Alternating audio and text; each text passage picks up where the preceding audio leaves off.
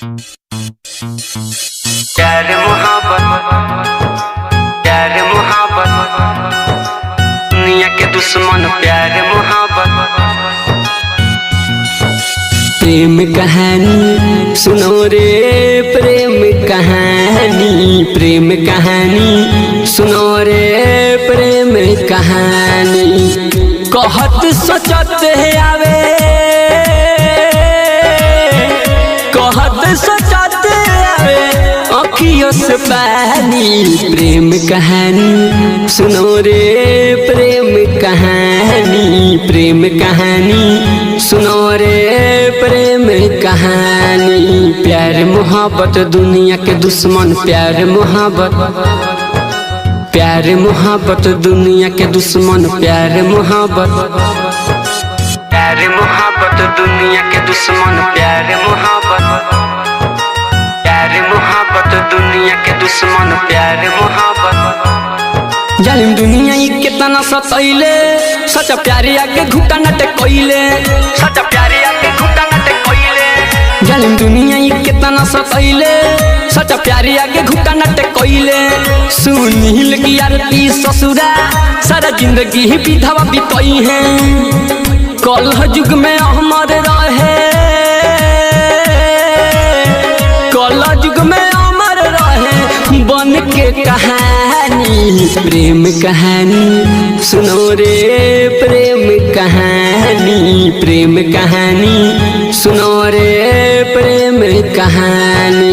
प्यार मोहब्बत दुनिया के दुश्मन प्यार मोहब्बत, प्यार मोहब्बत दुनिया के दुश्मन प्यार मोहब्बत, प्यार मोहब्बत, प्यार मोहब्बत दुनिया के दुश्मन प्यार मोहब्बत। अमन रिकॉर्डिंग स्टूडियो दिल्ली। छोटू आरती के प्यार के सच्चाई आज रहुआ लोग से बताई, शादी के देके झांसा बोलो लस भाऊ जाई।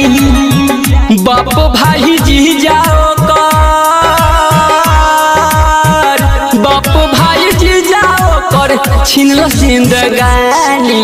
प्रेम कहानी सुनो रे, प्रेम कहानी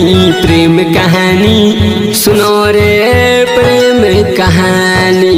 प्यार मोहब्बत दुनिया के दुश्मन प्यार मोहब्बत, प्यार मोहब्बत दुनिया के दुश्मन प्यार मोहब्बत, प्यार मोहब्बत दुनिया के दुश्मन प्यार मोहब्बत, प्यार मोहब्बत दुनिया के दुश्मन प्यार मोहब्बत।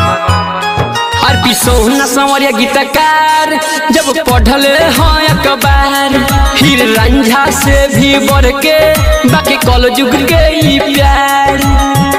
सोशल मीडिया से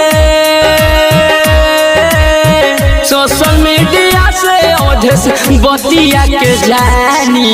प्रेम कहानी सुनो रे, प्रेम कहानी सुनो रे, प्रेम कहानी।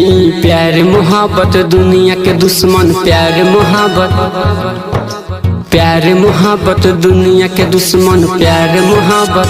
अमन रिकॉर्डिंग स्टूडियो दिल्ली।